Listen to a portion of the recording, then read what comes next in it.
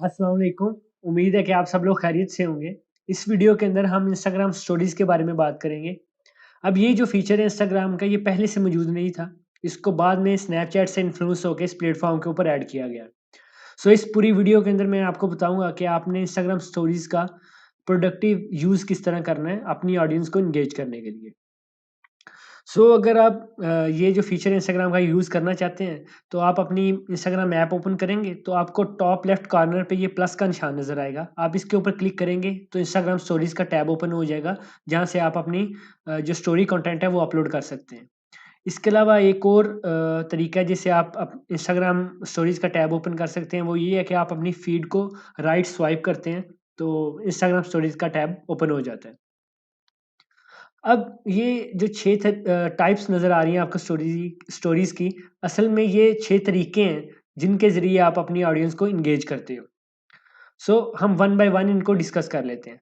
सबसे पहले ऐसी स्टोरीज़ हैं जिसके अंदर आप क्वेश्चंस पूछते हो अपनी ऑडियंस से, इनको हम क्विज़ स्टोरीज़ कहते हैं। इसके अंदर आप अपनी ऑडियंस से लगातार क्वेश्चन पूछते हो, उनका ओपिनियन जानने के लिए। उसके अलावा आप अपनी ऑडियंस को जानने के लिए ये क्वेश्चन पूछते हो। जो दूसरी टाइप है वो है पर्सनल स्टोरीज़। इसके अंदर आप अपना लाइफ़स्टाइल शो करवाते हो अपनी ऑडियंस को। इसके अंदर आप उनको बता रहे होते हो कि आप कहाँ पे जा रहे हो, आप क्या खा रहे हो, या आपके फ्यूचर गोल्स क्या है, या आप इस वक़्त क्या कर रहे हो। पर्सनल स्टोरीज़ के अंदर आप टोटली अपने बारे में बताते हो। उसके बाद जो थर्ड टाइप है वो है कि नीश एपिसोड। अब नीश एपिसोड में क्या होता है कि आप अपनी नीश के रिलेटेड जो रीसेंट कोई न्यू एक्टिविटी हुई है उसके बारे में अपना ओपिनियन बताते हो अपनी ऑडियंस को। फॉर एग्जांपल अगर आप मोबाइल नीश के अंदर काम कर रहे हैं, तो आपने देखा है कि किसी कंपनी ने रिसेंटली एक नया मोबाइल लॉन्च किया है, तो आप अपना ओपिनियन बताएँगे उस मोबाइल के रिलेटेड अपनी ऑडियंस को। इनको हम नीश एपिसोड कहते हैं। उसके बाद आ जाता है क्वेश्चन आंसर। अब क्वेश्चन आंसर और क्विज़ में एक ही डिफरेंस है कि क्विज़ के अंदर आप अपनी ऑडियंस से क्वेश्चन पूछते हैं, और क्वेश्चन आंसर के अंदर आपकी जो ऑडियंस है वो आपसे क्वेश्चन पूछती है और आप उनको आंसर करते हो। ये डिफरेंस है क्वेश्चन आंसर और क्विज़ के अंदर। उसके बाद आ जाते हैं टेस्टिमोनियल्स। इसके अंदर आप अपनी ऑडियंस को या अपने फॉलोअर्स को अपने क्लाइंट्स के बारे में या अपने कस्टमर के बारे में बताते हो, ताकि उनके अंदर एक ट्रस्ट का फैक्टर जो है वो पैदा हो। ताकि उनको पता चले कि जो आपकी सर्विसेज़ हैं या जो आपकी प्रोडक्ट है, इसको पहले से लोग यूज़ कर रहे हैं और उनके पॉज़िटिव फीडबैक्स हैं। आप अपने कस्टमर के पॉज़िटिव फीडबैक्स जो है वो टेस्टिमोनियल स्टोरीज़ के अंदर अपलोड करते हो। उसके बाद जो लास्ट है वो है सेल्स स्टोरीज़। इसके अंदर आप अपनी प्रोडक्ट या सर्विस, कोई भी चीज़ इसके बारे में अपनी ऑडियंस को एजुकेट करते हो और सेल करते हो इनको। इनको हम सेल स्टोरीज़ कहते हैं। ये थी 6 टाइप्स जिनके ज़रिए आप अपनी ऑडियंस को एंगेज कर सकते हैं स्टोरीज़ के अंदर, और आप प्रोडक्टिवली इंस्टाग्राम स्टोरीज़ का यूज़ कर सकते हैं। अब ये कुछ टूल्स हैं जिनकी हेल्प से आप अपनी जो स्टोरीज़ हैं उनके अच्छे डिज़ाइन में कंटेंट जो है वो क्रिएट कर सकते हैं। जो फर्स्ट नंबर पे है वो है ओवर, दूसरा ऐप है वो है अनफोल्ड, तीसरा है मोजो और चौथा है कैनवा। ये 4 ऐप हैं, अगर आप इनका 1 या 2 ट्यूटोरियल भी देखेंगे यूट्यूब के ऊपर, तो आप ईज़िली इनका इस्तेमाल करके अच्छी-सी स्टोरीज़ जो हैं वो क्रिएट कर सकते हैं इंस्टाग्राम के लिए। अब बात करते हैं इंस्टाग्राम की जो स्टोरी हाइलाइट्स हैं उनके बारे में। अब जो स्टोरीज़ का जो ऑप्शन है, अगर आपको नहीं पता तो वो ये है कि आप जो भी कंटेंट उसके ऊपर अपलोड करोगे वो 24 आवर्स के बाद ख़त्म हो जाता है, अगर आप उसको स्टोरी हाइलाइट्स के अंदर सेव ना करें तो। इंस्टाग्राम आपको ये ऑप्शन देता है कि आप अपनी जो स्टोरीज़ हैं उनको सेव कर लें हाइलाइट वाले टैब के अंदर। मैं आपको दिखाता हूँ। ये इस तरह कुछ नज़र आता है आपकी प्रोफ़ाइल के नीचे, लेकिन हम लाइव देखते हैं। यहाँ से हम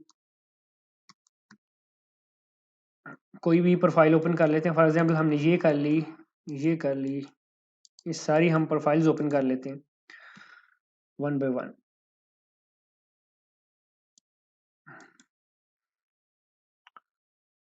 सॉरी, इंटरनेट स्लो है। तो ये देखें आप, किसी भी अगर किसी की देखना चाहते हैं स्टोरीज़, तो आप उसके लोगो के ऊपर क्लिक करेंगे, तो अगर उसने स्टोरीज़ अपलोड की हैं तो आपको वो स्टोरीज़ नज़र आ जाएँगी। ये देखें इन्होंने स्टोरीज़ अपलोड की हैं तो हमें नज़र आ रही हैं। इसी तरह अगर आप देखना चाहते हैं कि जिन लोगों को आपने फ़ॉलो किया है, वो उनकी स्टोरीज़ कहाँ पे नज़र आएँगी, तो आप जब भी इंस्टाग्राम ओपन करेंगे, तो टॉप के ऊपर जो आपको सेक्शन नज़र आएगा, तो उसके अंदर उन लोगों की स्टोरीज़ नज़र आएँगी जिनको आपने फ़ॉलो किया हुआ है। सो यहाँ पे आपको नज़र आएँगी। अच्छा, तो हम हाइलाइट्स की बात कर रहे थे। तो जब भी आप कोई स्टोरी जो है वो अपलोड करते हो, उसके बाद आपके पास ऑप्शन होता है कि आप उसको अपनी हाइलाइट्स के अंदर सेव कर लें। अब हाइलाइट्स क्या है? हाइलाइट्स के अंदर आप अपनी स्टोरीज़ को ग्रुप करते हो डिफरेंट ग्रुप्स के अंदर। फॉर एग्ज़ाम्पल इसके अंदर इसने अपने जितनी भी स्टोरी जिसके अंदर इसके क्लाइंट्स ने इसको रिव्यू दिया है, वो यहाँ पे इसके अंदर ग्रुप की हुई हैं। जब हम इसके ऊपर क्लिक करेंगे, तो हमें वो सारी स्टोरीज़ नज़र आएँगी। ये देख रहे हैं कि सारे रिव्यूज़ जो हैं इसको यहाँ पे इसके यहाँ पे नज़र आ रहे हैं। इसी तरह ये एंटरटेनमेंट वाला सेक्शन है। इसके अंदर देख लेते हैं कि इसने कौन से ये देखें।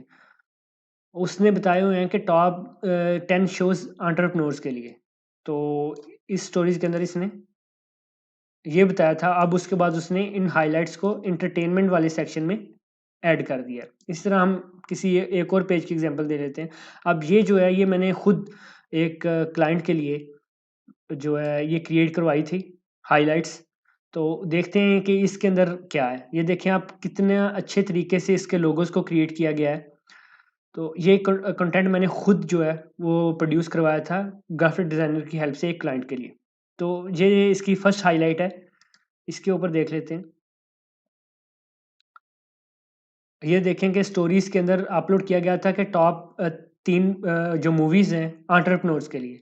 तो वो उसने स्टोरीज़ के ऊपर अपलोड किया, उसके बाद उसको हाइलाइट्स के अंदर सेव कर लिया। इसके बाद जो नेक्स्ट सेक्शन है, इसके अंदर उसने जितनी भी जो कोटेशन अपलोड की हैं, वो सारी कोटेशन इस सेक्शन के अंदर रखी हुई हैं। उसके बाद आप ये देखें, ये सर्विसेज़ वाला एक हाइलाइट के अंदर पूरा उसने एक टैब बना दिया, जिससे कोई भी बंदा जब आएगा उसकी प्रोफ़ाइल के ऊपर, तो यहाँ पे क्लिक करेगा, तो उसको उसकी सर्विसेज़ का पता चल जाएगा कि ये जो बिज़नेस है या ये जो पेज है, ये कौन-कौन सी सर्विसेज़ जो है वो ऑफ़र कर रहा है। सो इस तरह ये इस सेक्शन को हम हाइलाइट्स का सेक्शन कहते हैं, आपकी प्रोफ़ाइल के ऊपर टॉप पे नज़र आता है। तो हम इसकी इम्पोर्टेंस देख लेते हैं कि इससे क्या होता है। जो फर्स्ट चीज़ है हाइलाइट से ये होता है कि आपका जो प्रोफ़ाइल का डिज़ाइन है वो एम्प्लीफाई होता है। अब यहाँ पे कोई पेज ऐसा तो है नहीं कि जिसने हाइलाइट्स ना ऐड की हों, लेकिन फॉर एग्ज़ाम्पल आप समझें कि ये जो सेक्शन है, ये सेक्शन ही यहाँ पे ना हो। किसी ने हाइलाइट्स जो हैं वो ऐड ही ना की हों। तो देखें कि आप बहुत बड़ी अपॉर्च्युनिटी मिस कर रहे हैं कि आपका जब भी कोई भी बंदा आपकी प्रोफ़ाइल विज़िट करेगा, उसके पास 10 से 15 सेकंड होते हैं, ताकि वो डिसाइड करे कि उसने आपको फ़ॉलो करना है, नहीं करना। तो जब अगर आपकी हाइलाइट्स यहाँ पे होंगी, तो उसको पहले से पता चल जाएगा आपकी पूरी जर्नी के बारे में कि आपका जो पेज है वो किस तरह का कंटेंट अपलोड कर रहा है। सो जब आप हाइलाइट्स जो है वो बनाते हो, इससे आपका जो प्रोफ़ाइल का डिज़ाइन है वो एम्प्लीफाई होता है। बहुत अच्छी लगती है आपकी प्रोफ़ाइल। यहाँ पे देख लें कि उसने हाइलाइट्स जो है वो क्रिएट की हुई हैं, तो उसकी प्रोफ़ाइल का डिज़ाइन कितना अच्छा लग रहा है। जो दूसरी बात वो ये है कि it shows the DNA of your profile, यानी कि हाइलाइट्स को देख के पता चल जाता है कि आपकी जर्नी क्या है पूरे पेज की। उसके अलावा आप किस तरह कंटेंट जो है वो अपनी हाइलाइट्स के ऊपर अपलोड कर रहे हो। उसके बाद जो तीसरी है कि आपका जो कन्वर्जन रेट है उसको ज़्यादा करता है। कन्वर्जन रेट क्या है, मैंने आपको पहले भी बताया कि अगर 100 लोग आपकी प्रोफाइल के ऊपर आते हैं तो कितने लोग आपको फॉलो करते हैं। सो जब आप अच्छी सी हाइलाइट्स क्रिएट करेंगे, तो ये चांसेस हैं कि जो अगर 100 लोग आ रहे हैं तो ज़्यादा से मैक्सिमम लोग जो आपको फॉलो करें। उसके बाद जो चौथा यूज़ है इसका वो ये है कि ये अटेंशन कैप्चर करता है आपके फॉलोअर की। और जो फोर्थ है ये है कि ये वैल्यू प्रोवाइड करता है आपके फॉलोअर को कि वो जल्दी से थोड़े से टाइम से आपके कंटेंट के बारे में जान जाता है। सो ये थी कि इम्पोर्टेंस क्या है स्टोरी हाइलाइट्स की। अब इसके अंदर हम एक और चीज़ देख लेते हैं। स्टोरी हाइलाइट्स के अंदर जो स्टोरी हाइलाइट्स के भी लोगो क्रिएट किए जाते हैं। तो आपने ये कोशिश करनी है कि जब भी आपने अपना लोगो बनवाना है, आपने हाइलाइट्स के लोगो भी उसी तरह क्रिएट करने हैं, अपने फ्रेंड की हेल्प से या ग्राफिक डिज़ाइनर की हेल्प से, या खुद भी आप क्रिएट कर सकते हैं।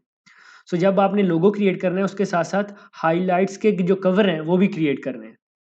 इसके अलावा आपने कोशिश करनी है कि जो हाइलाइट्स के जो कवर्स हैं उनके अंदर भी उसी तरह के फ़ॉन्ट और क्या कहते हैं इमोजीज़ यूज़ करें जिस तरह के आपने अपने बायो के अंदर यूज़ किए हुए हैं। सो इस वीडियो के लिए इतना ही था।